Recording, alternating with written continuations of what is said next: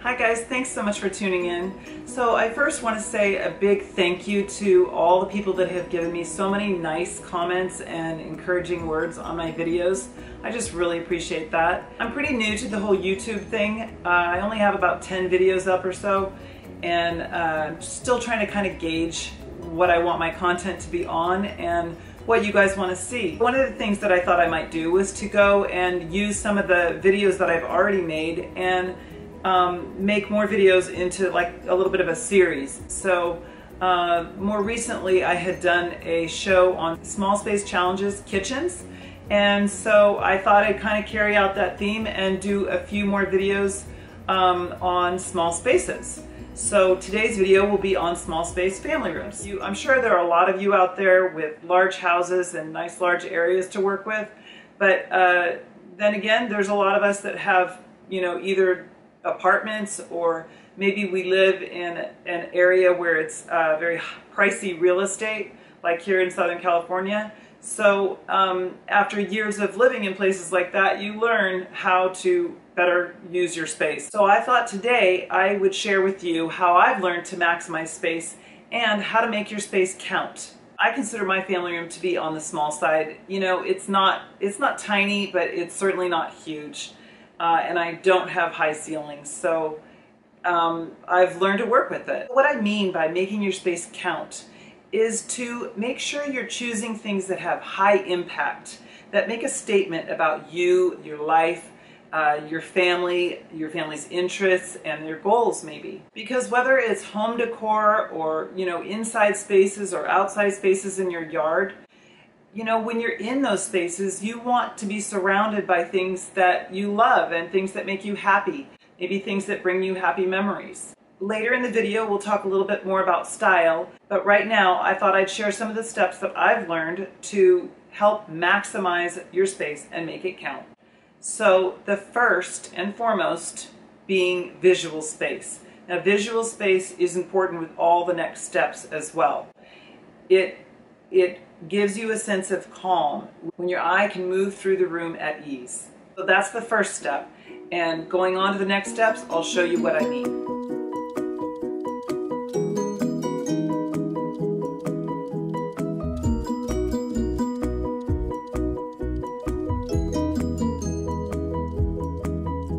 So I think that one of the best places to start is with the color of your room or your wall color.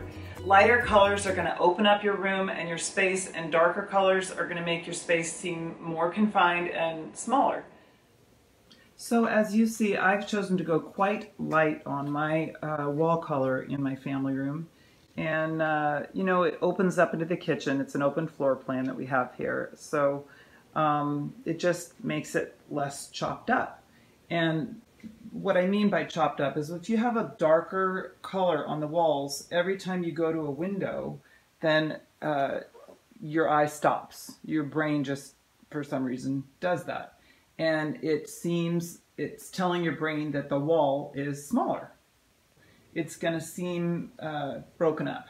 So the idea is to just keep your eye moving. If you like darker colors, then by all means go for it. But if you're trying to maximize your visual space, just consider going a little lighter. Pattern also, I think, is a very important thing. And if you want to maximize your space and maximize your visual space and have your eye continue to flow through the room, you don't want to break it up too much with too many different patterns. Pattern is nice, but you may need to just pick and choose where you want your pattern, because sometimes in a smaller space it might feel overwhelming. I've also learned that your larger pieces of furniture, it's nice to have them in a solid neutral color, and then just kind of throw in, you know, your patterns in different areas with pillows and maybe throws and prints on the wall. So here I've chosen again to go with a lighter neutral couch. It's a big couch. If this size couch had a pattern, it would really seem overwhelming and difficult and expensive to change. It's much easier and more affordable just to change out the pillows, bring in small doses of patterns, you know, depending on your mood and the seasons. And then number 3, window treatments. With windows, I think it's really important to Make sure you're not eliminating any of your light coming through, and try to bring your eye up. So hang them on the higher side. It gives you the idea that your eye wants to move up and it seems larger. I do not have high ceilings, but I chose this window treatment and hung it as high as possible so as not to cover any of the window. And also, if you notice, it's the same width as the outside edge of the window, so your eye continues that line all the way up as high as it can. I was a little worried about the darker color up the top, but it actually opened up the room because of the fact that it meets the edge of the window instead of coming wider. It actually did the opposite and really gave the illusion of higher windows than ceilings. Also, I think it's really important to think vertical.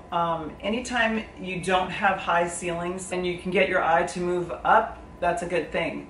So try to remember to think vertical lines. If you don't have high ceilings, try to add vertical lines wherever you can that draw your eye up. I chose this beadboard, and it's just got this subtle vertical line that goes all the way around the room.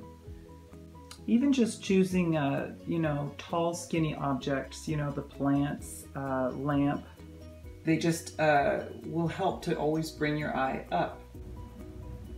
Another thing is to recess things when you can. You know, even something like a flat screen TV, if it's coming out away from the wall, it is taking up visual space. Consider recessing it, because when you do that, it literally takes up zero space. I also feel that whenever you can recess things or have them built in, it just gives it a neater, more flush appearance. Just a little less messy. So when we first moved in, this was just an open area, and we finally decided to have somebody come out and build us a cabinet. I had told my son that I wanted both counter and closet, and he's like, well, you can't have both. And I thought, oh, yes, I've got to figure it out. I can. And I did. And we got nice pull-out drawers here. They're full access drawers, which is really, really important when you're designing a cupboard. And nice deep closet. Plus, this is where we store all our games now, and we also had him install these pull-out drawers, so it makes really easy access. And then it wraps around to this display area in here, which I've since decided there's some empty space in there, and I think I could either do a whole wine rack or maybe a cupboard with doors. So we'll see what happens there. When choosing your furniture, think double duty furniture. This is actually a Broyhill coffee table, and I picked it up at Goodwill and painted it black. But I like it for two reasons. It's got a really big, deep drawer, which is great when the kids come over because all their stuff's completely out of the way when they're not here. The other reason I like this table is because it has legs, so it's not too solid looking and you can see under it, which gives you that visual space again. This rug I also chose because it blended with my floor, and it just keeps your eye moving. It doesn't stop when the rug stops. So as far as style goes, what are your interests? What do you love? What are your family's goals maybe? Personalize your space by adding those things to the mix. With my space, I just reflected on things that, you know, we did as a couple and as a family, and things that were important to us. My husband worked for Disney, so we had a lot of opportunity to travel and see a lot of things. So I just pretty much pulled from those memories and added things that I also love, such as vintage poster art, and I love the ocean and beach.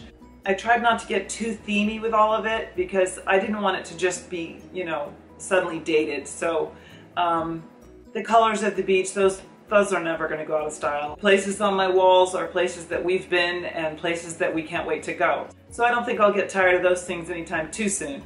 So thanks again so much for watching, and I hope you found this video helpful. Please give me input on any content that you guys are interested in. And also, I've had some people ask me to do a Q&A, so any of you that have any questions, please put them in the comments below, and maybe I could put a video like that together. And in the meantime, don't forget to click like and subscribe. And thanks a lot. I'll see you soon.